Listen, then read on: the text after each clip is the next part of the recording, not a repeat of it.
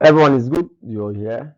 It's good you're here. Please, let's again welcome you. We want to discuss staff training. Staff training. You can see the target of this class, the expected outcome of this session. It's on your screen. First, that you should be able to define and understand the concept of staff training, understand the types of staff training, discuss the purpose of staff training. Why do we need to train our staff? Let's start with a general introduction to staff training. Now, both individual staff members and organizations stand to benefit if training programs are incorporated in the activities performed. Workers should be encouraged to acquire greater competence through training. Now, individual members of staff can gain experience and new knowledge through professional growth. Staff development can be promoted through conferences and seminars, formal in-service training and training in other organizations. Staff members with, degrees like ordinary national diploma, OND, and other lower degrees may enroll in the universities to upgrade their skills, knowledge, and attitude. This is very important, and no manager, no supervisor should play with it. Now, let's talk about this. Adequate training of personnel is very important. Of course, we can't overemphasize that. It's important for efficient operations in the organization. Workers need training in technical as well as in social and behavioral sciences. Training should be a continuous feature in every organization. Training does not just have to do with the um, job specification of the workers. There may be need to train workers on how to relate among themselves and how to relate with the management and how to relate even with individuals outside the organization, especially the host community. As we go ahead with training, let's look at the types of staff training. The types of staff training would include the pre-service training, the in-service training. These are the two major types of training that a worker may get involved in. Training is the process of development in all workers.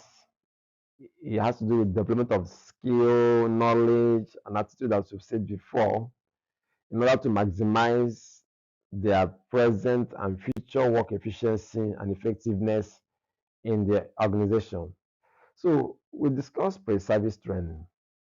Pre-service training is a program of learning activities which prepares individuals for a certificate, diploma, or degree in their area of specialization.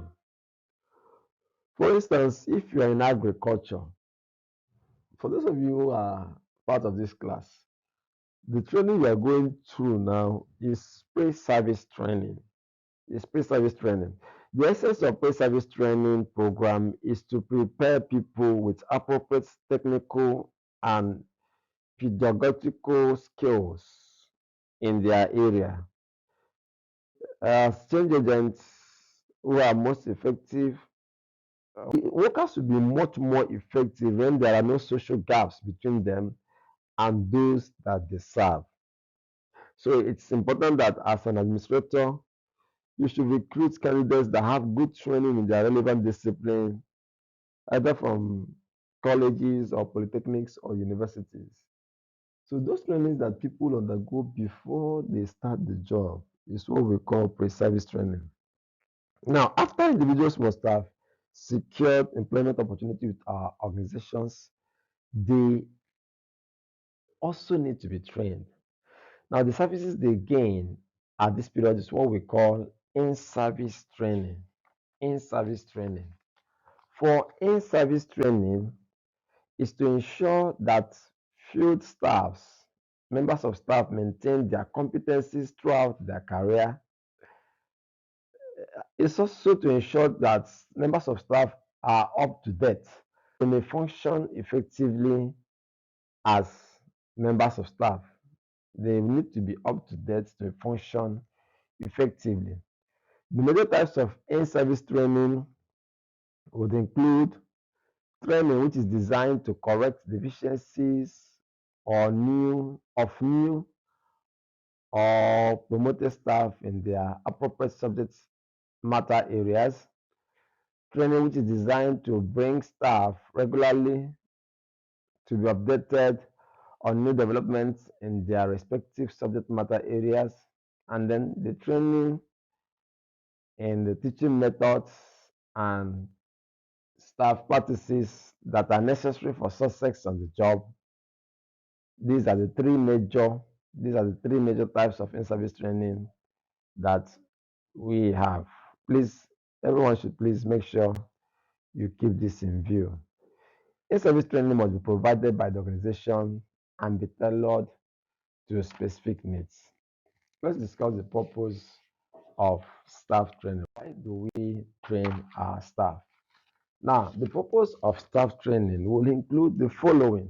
The central purpose will include the following: to increase staff knowledge, to keep members of staff abreast of the latest research findings needed to improve production, improvement of workers' professional skills and competence in work performance, provision of opportunities for staff to exchange ideas and experience with one another during the course of training, filling gaps that may exist in the basic training received, and then training in special areas for increased responsibilities.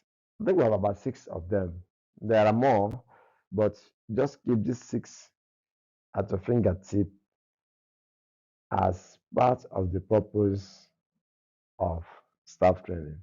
Thank you again for listening attentively. If there are questions, you can please always reach out to the course facilitator. Also, subscribe to this channel so that when subsequent notes are updated, it will be easy for you to pick the information. Thank you.